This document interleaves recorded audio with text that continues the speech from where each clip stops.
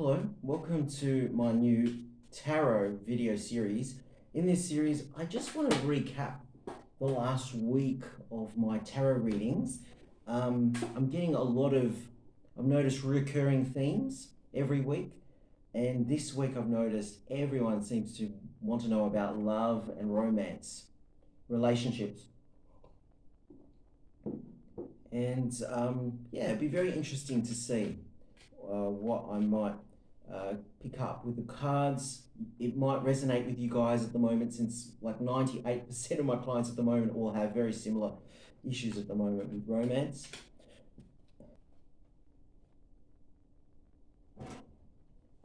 So here are 8 cards I've just drawn, and so we start with the Six of Swords, and I've noticed there's a tendency for people to want freedom, and they still want to be loved at the same time, and sometimes a relationship can't provide that. Next card, we've got the Queen of Pentacles.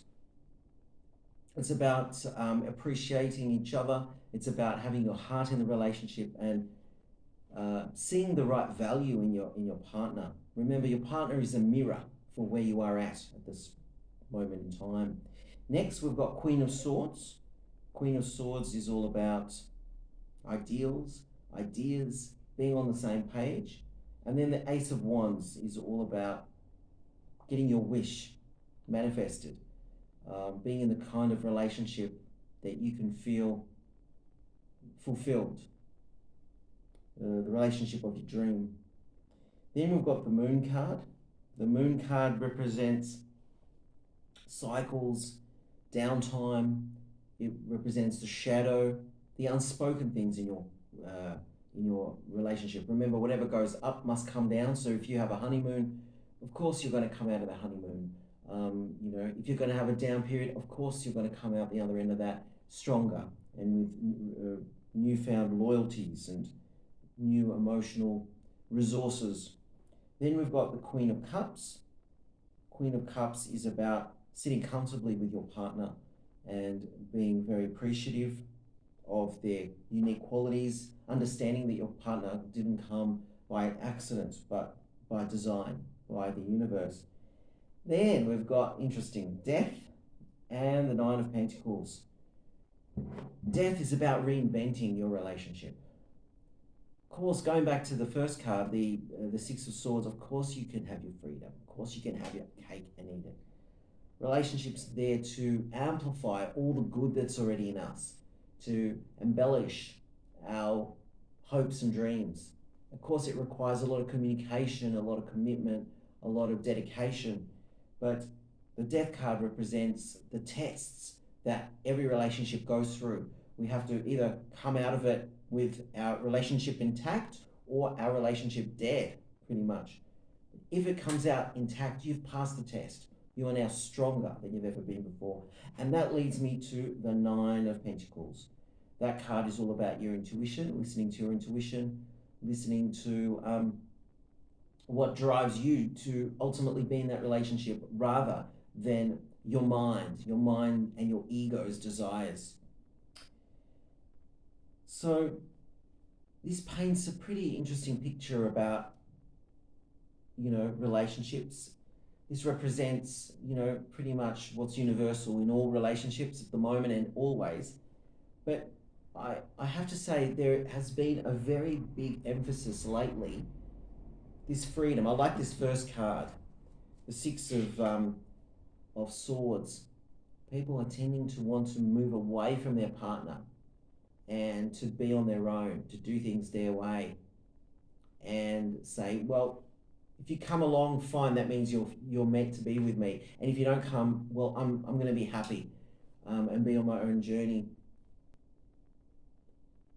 That is a good spirit, but so long as you understand you come from compassion. If you come from compassion, then that's okay. If you don't come from compassion, there's a sense of wanting to control the other person. That's been an overwhelming theme, to try and monitor their every move to the point that you're actually in control and you want to know everything they're thinking and everything they're doing, to the point where you're no longer in a relationship with someone, but rather with someone with strings that you're pulling. That's not a relationship. That's not a relationship. So be mindful of that. That's been a big theme. And sometimes the death card is the biggest stroke of luck. Maybe sometimes you need to call it a day so that you can grow, you can learn for your next relationship. If you don't grow and learn, that's usually the sign comes with if you recreate exactly the same person in another person. Then you know you haven't actually learnt the last lesson. All right, I hope that helps. And I want to draw a heart card since we're talking about relationships. I haven't used these in a while, so let's have a look. First card I looked at, where is it now? Firstly, there's daydreams and decisions, and there is a close-up shot.